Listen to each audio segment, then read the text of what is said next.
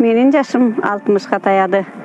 Мен дагы Кыргызстанда ушундай кыргызча кийимдерди кийип, неберелеримди жетелеп басып жүргүм келет.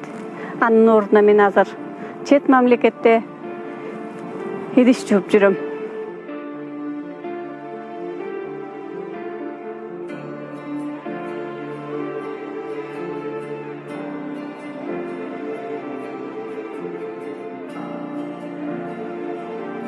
Мен дагы ушу 52-ге чаккан 6 жылдан бери ушу Москвада дворник болуп иш куруп жүрөм. Ушу добушуңарды сатпагыла, туугандары, айналайын туугандары. Биз дагы ушу кыргыз деп жүрөбүз ошол жерде. Мен дагы ушу дворник болуп Россияда жүрөм.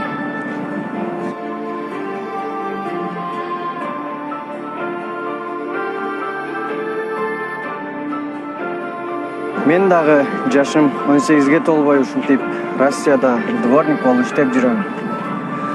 Ата эне добушуңарды сатпагылачы.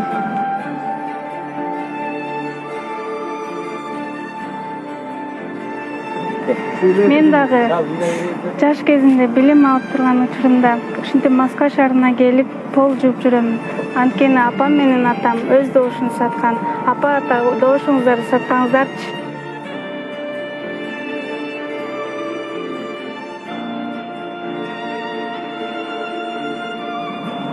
Кагыл айыңгалың журт.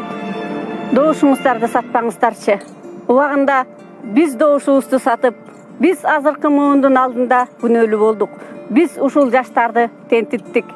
Окуй турган, билим ала турган убагында бири эшик шыпырып, бири полду жууп, бири идиш жууп, кыргыз деген атыбызга чоңдоо келди го.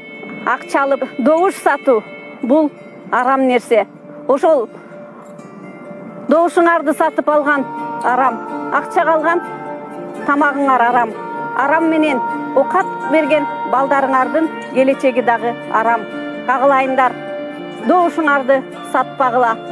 Мен өзүм жогорку билимдүү экономика адисимен, бирок мен азыр Москвада идиш жууп жүрөм.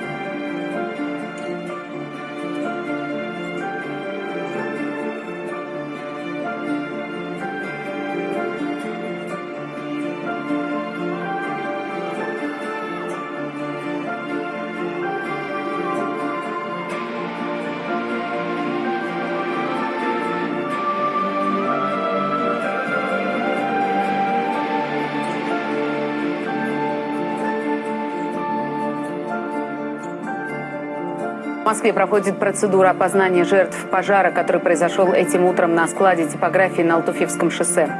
Погибли 17 человек. Это девушки от 20 до 25 лет.